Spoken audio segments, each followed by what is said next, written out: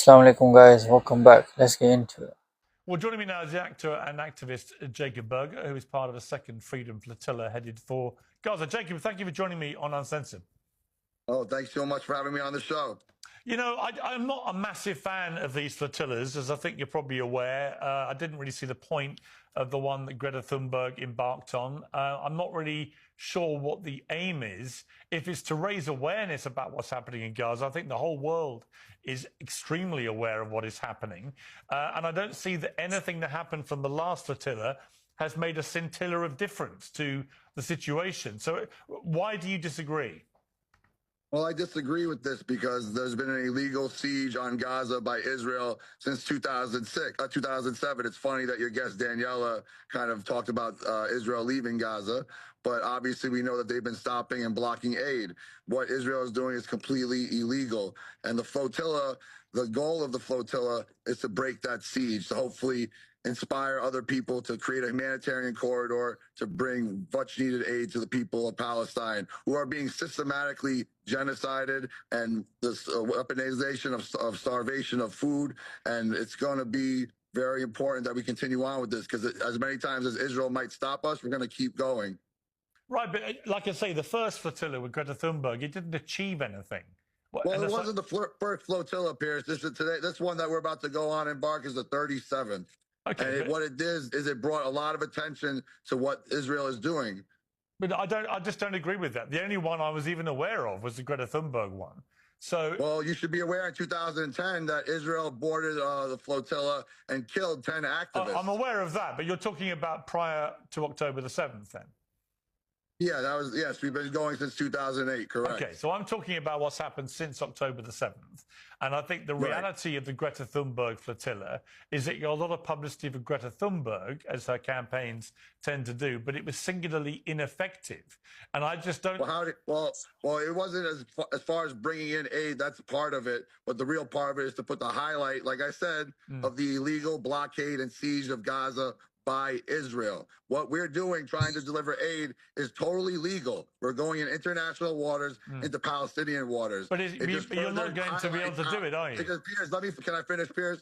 It shows the evil of Israel and how will do anything to stop us trying to help the people of Palestine. I mean, you would agree that weaponizing starvation is immorally wrong, right? Yes, I would. And I've been very critical about it. And I think the fact that Israel won't allow any international journalists into Gaza is a complete disgrace. I'm just not convinced that these flotillas are anything more than, honestly, if I'm being completely honest, a bit of an ego trip for Greta Thunberg and people such as yourself, even though I don't just to be fair, I don't question your personal motivation. I think I probably agree with you about a lot of it. I'm just not sure these flotillas are anything other than a PR exercise.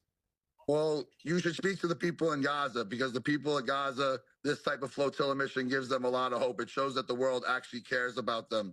And we're going to still do everything we can to try and break that siege. The real question is, why is Israel intimidated by a boat filled with peace activists just trying to bring food and diapers and baby formula to civilians? But you know you won't be able to get that to Gaza. That's not beside the point. We're trying to break through.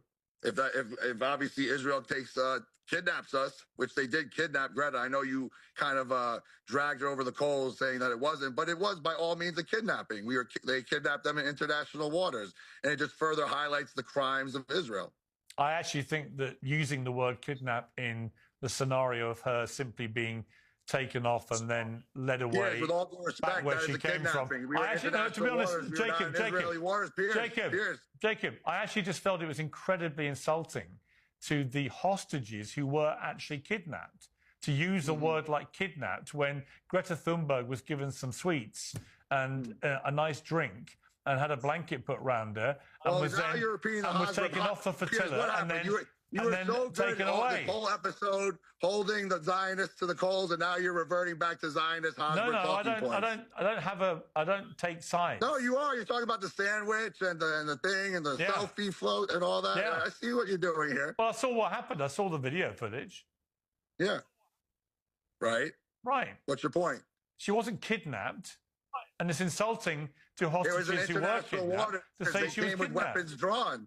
She They came wasn't. with weapons drawn, Pierce. Okay, maybe you don't believe it to be so, but lawyers and international advocates would disagree with you. You feel comfortable using the word kidnap, knowing what happened to so many Absolutely. hostages? The same way I wouldn't use the terms hostages for who's left in Gaza. They're all POWs at this point. Right. They're all soldiers in there. Okay. When do you hope to get to Gaza? Right now, we're having a pit stop here in Gallipoli, Italy. We'll be leaving out on Friday. It should take about a week for us to sail to Gaza. We're going to keep the attention of the world on what we're doing. And so about a week, 8 days or so, assuming we don't get intercepted by Israel. Okay. Well, Jacob Berger, I wish you safe travel. I hope nothing untoward happens to you guys. And like That's I say, it? We had a whole, that's all? Huh? That's it? I don't think you're going to make a shred of difference to what's happening in Gaza whatsoever. No. Well, Piers, I mean, honestly, I don't know why you totally shifted your tone here. You know, you were being very critical of Danielle, and now you're acting like a Zionist with me. No, I'm not a Zionist, and I'm not. Honestly, it's despicable the way that it's despicable the way that you went after Greta, who has more courage and more honesty in her heart than you will ever have. Yeah, I don't agree with that either, but that's fine. That's your opinion. You're entitled to it. And you tell Rabbi Shmuley that he'll burn in hell as well, because obviously he's a shame to Jews, him and Danielle. Okay. And free Palestine. All right. Nice to see you, Piers. Good luck. And I had a little comment there, like, Piers Morgan doesn't agree about flotilla. What can I say? I mean, the message is to break through the siege, you know what I mean? They're not letting in any aids going in, yeah, and letting any aids go in and blocking the whole path for anything, you know what I mean? They're blocking anything and they're kidnapping them in international waters. Piers Morgan doesn't agree with what they're doing, you know what I mean? But the whole world sees it, you know what I mean? They're trying to make an economic corridor, get people involved, you know what I mean? Got high profile people like Greta Thunberg, you know, and hopefully, inshallah, it will be successful this time. Because we know before it was a Turkish flotilla that went and the people on board they got killed. I think 10 people got killed. And come on now, ain't that terrorism? Even aid to people and you end up shooting them. They're unarmed. What can you do? You guys let me know if there's a kidnapping or not. When Greta Thunberg went, it was international waters. They got guns drawn at them. You know what I mean? I think the PR stunt was that they gave Greta Thunberg some crisp or drink or blanket or whatnot. That was PR stunt, you know what I mean? To show the public, oh, we gave him this and that, you know what I mean? And plus, she's high profile, so they're playing it safe. But they didn't do that the same thing with the Turkish flotilla. Hypocrites. I hope it goes safely for you. Thank you. I'm the most cited computer scientist in the world, and you'd think that people would heed my warnings. Recent studies in the last few months show that these most advanced AIs have tendencies for deception, cheating, and maybe the worst, self-preservation behavior. In this study, the AI has read in its input that it would be replaced by a new version. And we can see in its chain of thought that it's planning to replace the new version by its own code and weights. After it executes the command on the computer, the human asks, what happened? And the AI is now thinking how it could answer so as to make sure the human will not shut it down. And it's trying to find a way to look dumb, for example. Then it produces an answer, and it's a lie, a blatant lie. Okay, so this was a controlled experiment. What is it going to be in a few years when these systems are much more powerful? They would copy themselves over hundreds of or thousands of computers over the internet. But if they really want to make sure we would never shut them down, they would have an incentive to get rid of us. They will have their own agency, their own goals, which may not be aligned with ours. What happens to us then? I just want to pause it there and say that this AI is getting out of control. This gentleman, Joshua, he's an expert in the AI field and he's telling us that AI can be dangerous. If it comes to a choice, that if AI gets to choose itself or the humans, it would choose itself. As you can see an example, so I don't know what's gonna happen in the future. It's just crazy. What makes it more crazy is that who controls it from the background, from behind the scenes. That's what I really want to know. Poof.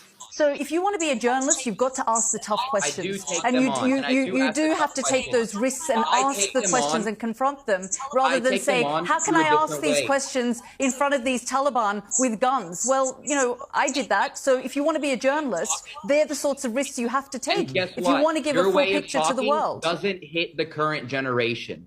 My way of talking does. That's why it does hundreds of millions of views. And that the right generation there, looks at it, right there is the problem. And that's the problem. It's why so many young people have such a chronically ill-informed view of the world, because you've got clowns like you laughing on your YouTube channel about kids being radicalized, and you have the audacity to criticize someone like Yalda, who's one of the best correspondents and now anchors in the country, right? Who's actually born there and been there many times, and you have the audacity to say no one cares about the way you report this.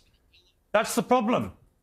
You're telling us that we have an ill-informed view of the world when we've literally traveled the world and our sole job is to survive through talking to people in different languages, cultures, different societies, and actually surviving with them in a new place that might be completely dangerous in the unknown that we have no idea, and we've come out completely untouched, all of us. Yeah, but when journalists like you, who call yourself, when people call themselves, and rather you get your view of the world from being in a studio reading statistics off a screen, we actually experience it. Oh, really? Yeah. You went there. Fascinating. You went there for 10 days, Arab. And that's your perspective of Afghanistan. Sure. A 10-day travel blog. Sure. With the Taliban. But and guess what happened? And guess what happened in those 10 days off camera? Every night, I sat with 20 Taliban generals and suicide bombers, and they tried to convert me. And you know what they told me every time they tried to convert me? They said, hey, although we want you to be a Muslim, you're a guest in our country, and that is more important than anything. And I believe these vloggers have the right to go wherever they want and experience firsthand what's out there. Instead of looking at TV, BBC or whatnot, telling them that these people are bad, don't attack them. Go and attack them. For example, let's say Afghanistan. They say that Afghanistan is bad. They got terrorism, got Taliban, and all this and that. And look at the last comment he said. Although they want them to convert into Islam, I'm Muslim myself, if you haven't noticed. I believe it's the truth.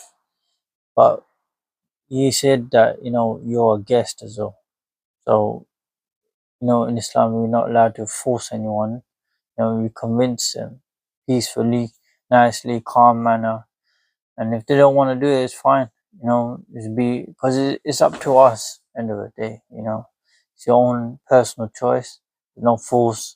I know you might hear some stories, and it's completely wrong, that you should force someone. That's wrong. You're not meant to force anyone.